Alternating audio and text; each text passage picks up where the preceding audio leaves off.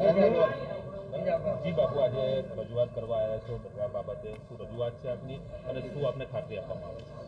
હું આપ લોકોની ચેનલ દ્વારા જણાવવા માગું છું કે આજે વડોદરા મ્યુનિસિપલ કમિશનર શ્રી રાણા સાહેબે મુલાકાત આપી છે અને મુલાકાતમાં અમે લોકો જે અમારી ફરિયાદ હતી કે ભાઈ આ જે ધાર્મિક સ્થળો જેને હટાવવામાં મુહિમ કરવામાં આવી રહી છે એના અંદર અમે જણાવ્યું છે કે આ જે યાકુતપુરાની 2 દરગાહો છે એ દરગાહ એમ જોવા જાઓ તો કોઈને તકલીફ થાય એવી નથી અને ડિવાઈડરનું કામ કરે છે.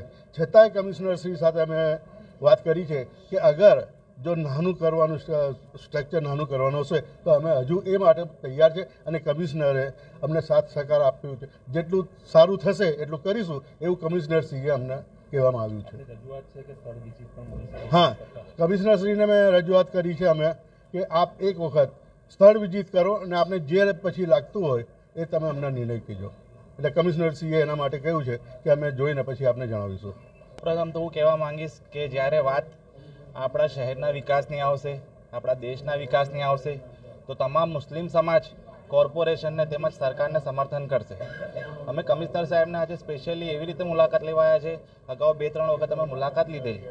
આજે મુલાકાત લેવાનું મુખ્ય કારણ અમારું એવું હતું કે આજ સુધી તો ધાર્મિક સ્થળોને નોટિસ આપવામાં આવતી હતી વોર્ડ ઓફિસર દ્વારા, પરંતુ આજે કમિશનર સાહેબને મળવાનું કારણ એવું હતું કે અમે કમિશનર સાહેબને લિખિતમાં રજૂઆત કરી છે કે આપ પોતે જાતે જે પણ ધાર્મિક સ્થળ અમારા જે યાકુતપુરાના 2 દરગાહો છે ત્યાં તમે સ્થળ વિઝિટ કરો અને આપ પોતે સ્થળ વિઝિટ કરશો તો આપને નોલેજમાં આવશે કે આ જે 2 દરગાહો છે એ માત્ર ડિવાઈડરની સાઇઝની છે અને એ ડિવાઈડરનું કામ હાલ કરી રહી છે અને આજ સુધી રેકોર્ડ છે કે એ દરગાહોના લીધે કે ડિવાઈડરના લીધે કોઈ પણ મોટો અકસ્માત થયેલો નથી.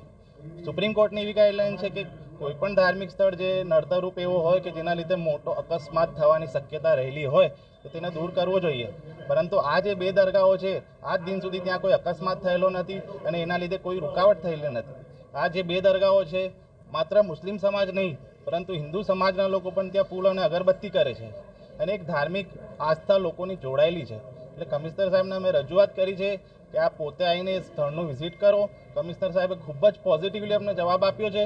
અમને આશા છે કે આવનારા સમયમાં પણ મુસ્લિમ સમાજ જ્યારે પણ કોર્પોરેશનને જરૂરિયાત પડશે ત્યારે ખડે